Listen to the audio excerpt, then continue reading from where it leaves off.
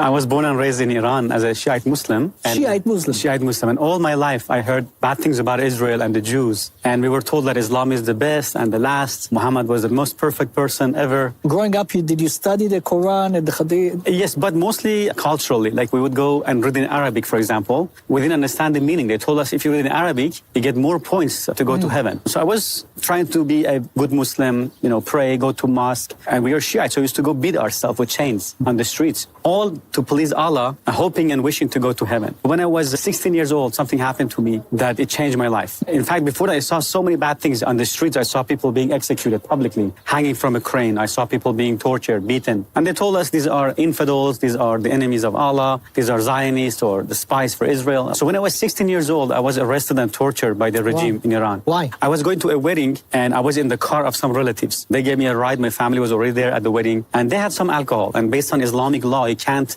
even have or possess or make or buy or sell or drink alcohol. And they had some. And my only crime was I was in the car. And there's the Islamic checkpoint. They pulled the car over and they began to smell the alcohol. They asked us to come out. They put us in a bus. And the bus got filled so fast because they arrested so many people for different reasons. And they took us to a confinement, to a jail, and then they took all our clothes off, bare naked. And they started pouring cold water on us and whipping us with this big, thick electric cable. Then they threw us into a room, a small room, and we were choking, no food. And all that because you were sitting in a car? Sitting in the car. That somebody had alcohol in it. Exactly. And I was 16. I didn't drink alcohol. I didn't do anything wrong. And I saw the cruelty of these people. I began to say, what kind of religion is this? What kind of justice is this? And my mother said, no, Islam is good. These people make it look bad. I said, okay. Then I began to do my own research. I began to read the Quran, the Hadith, and I saw, wow, so much evil in the Quran. Muhammad killed people. I saw Muhammad beheaded people, cut people's hand off. It says not to be friends with Jews and Christians, Surah 551. In Surah 929, Muhammad said, kill those who don't believe in Allah, His messenger, and in the religion of truth, which is supposedly Islam. Kill them unless they pay jizya, blood money. In Surah 928, he cursed the Jews and Christians. In Surah Muhammad verse 4, it says, behead the infidels wherever you find them. So when I saw these things, I saw, wow, this could not be from God. So I lost my faith in Islam completely. So when I was 19 years old, for first time, I heard about Jesus, that Jesus is the Lord and He died for me and He rose from the dead. And I said, no, that's too good to be true.